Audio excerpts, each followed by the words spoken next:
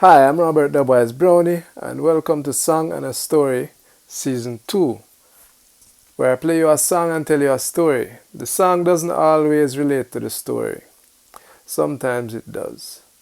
So, while editing the video for last week, I realized that it was going to be a long video. So then and there, I decided to make it a two-part video. If you notice, it kind of ended abruptly. So, this week, we will continue with that story of my journey. I'm here at Tonex Recording Studio, Tonex Hi-Fi Studio belonging to my father, Glenn Browne, the boss here. This is where we shoot all his videos for his channel. And this is where we've been throwing down a lot of work for his label, Island Treasure, and some of my own stuff too. Anyhow, today's song, yes, you still get a song even though it's a continuation of last week's video. Today's song is an original, right? A song I wrote, a song I produced. The beat was actually done by my brother Shams. So, in the theme of journey and my journey, this song is titled, It's So Beautiful. Because life is beautiful, the journey can be beautiful. See? And then after that, we continue with the story from last week, the continuation of my journey. Enjoy.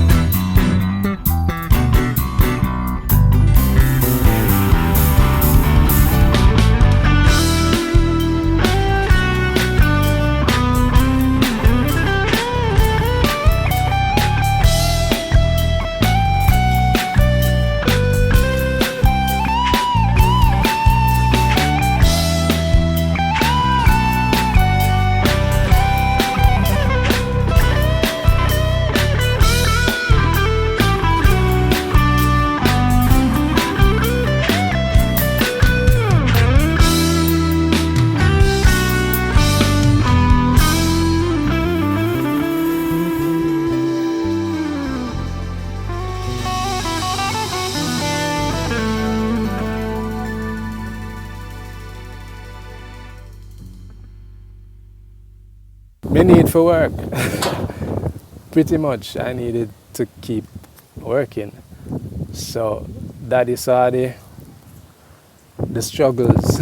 Well, not the struggles, but Daddy saw frustration in me a lot of the times, and he knew the deal. So one day, out of the blue, he said, "You want to work? You want to work?" I'm like, "Yeah." So it turned out Shaggy's engineer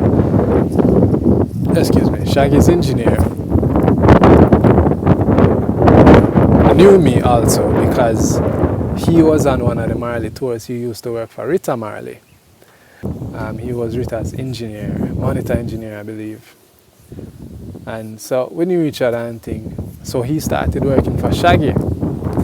And at that point, Shaggy's drummer and guitarist decided to leave the band. So he put out the word, so him link Daddy and say, "Yo, such and such and such and such." So when Daddy showed me and say, "Yo, you want to work? Somebody need a guitarist." He didn't even tell me who it was. So him say, "You're going to get a call from Michael Fletcher." So I knew Michael Fletcher for years because he was one of Jamaica's, he still is one of Jamaica's top bass players. And he called me and I went for the audition rehearsal. It wasn't really an audition.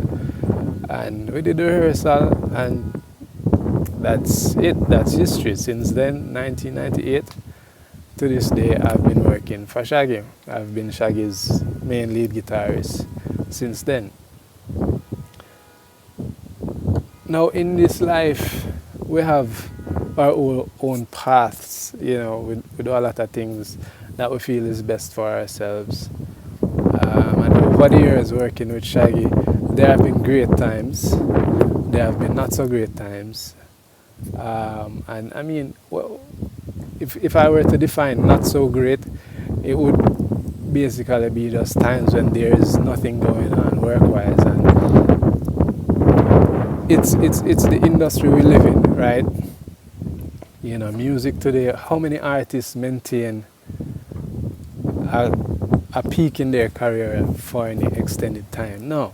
You have waves, you have hills and valleys, and it's been like that with Shaggy as with any other artist. The point I'm making is, over the years, I have left the band maybe twice or three times. And I'm sharing this just so you have an idea of how people have to make decisions and choices based on how they feel at a particular time in life. So I think the first time I decided to resign, I wanted a different scenery. I don't know what I was looking for. I don't remember the exact situation, but it just came to a point where I was like, I need to do something else with my life. That was short-lived, however, because a few months later I was like, maybe it's not such a good idea to leave the band at this point. I think I had a talk with my wife, and she wasn't having it. She's like, the other people we work with, they don't work a lot, so this is not a good idea. So maybe that helped in me not staying away from the band at that particular time. So, go back, and luckily for me at the time when I decided to leave, I don't think there were any shows going on, so nothing missed out, meaning, there was no reason to find a substitute or anything like that. So, fast forward now to the other time I remember leaving for sure was in 2014, where at this point now in my life I decided that I needed to do something for myself. And a lot of people tour or work with artists or have day jobs and still find the energy and the focus to do something for themselves, to work on their own business, right? I find it very distracting to do the two, because how my brain operates. Like, for instance, I'm working on a project, then I have to stop and go on a tour. Like, my focus completely shifts. And after the tour, say you have some rehearsals on a tour, after that, to come back into what I'm doing and to continue with my plan, it's always a challenge to pick up where I left off, to find back the energy, to find back the steam, to find back the momentum. So in 2014, I said the only way I'm going to ever find or do something or to focus on my own career as a musician, as an artist, as a guitarist, is to just cut, to just leave everything and just go head first, head on, So that's what I did. It wasn't the best way I went about it, because I basically wrote an email and didn't find a substitute, didn't have a direct conversation with the boss or anyone actually, and it wasn't the best thing to do how I did it, and because of that, there was a little vibe, not no hostility, but you picture somebody who you've been working with for almost 20 years, just send you an email and say them to leave. No reasoning about it, because they was like, yo, we have a couple shows coming up, can you just fulfill these and make it work it out, or take your time off and thing. And I was just adamant. I was like, no, I can't do anything like that. No, I forgot now, I have to do this now. So it wasn't a good vibe I when I left. But in the same breath, for me, I believe it was a good move, because that same year is when I produced and recorded the album Groovy Love Thing. And that album, to me, is what most people now know me for, those songs, And I've had albums before that, but I think how I approached the situation at that time, I had the time, I had the focus, and all my energies were just in that direction, so I even created the opportunity to go to the UK and promote the album. That wasn't something that I would have done prior to that. If I had obligations to Shaggy or any other artist, then that would not be my focus. All these opportunities would have come my way. In my opinion, it's not a big album, it's not doing great numbers or anything, but it's my little numbers for my audience, you guys. And I appreciate it. I must say it's one of the most successful albums.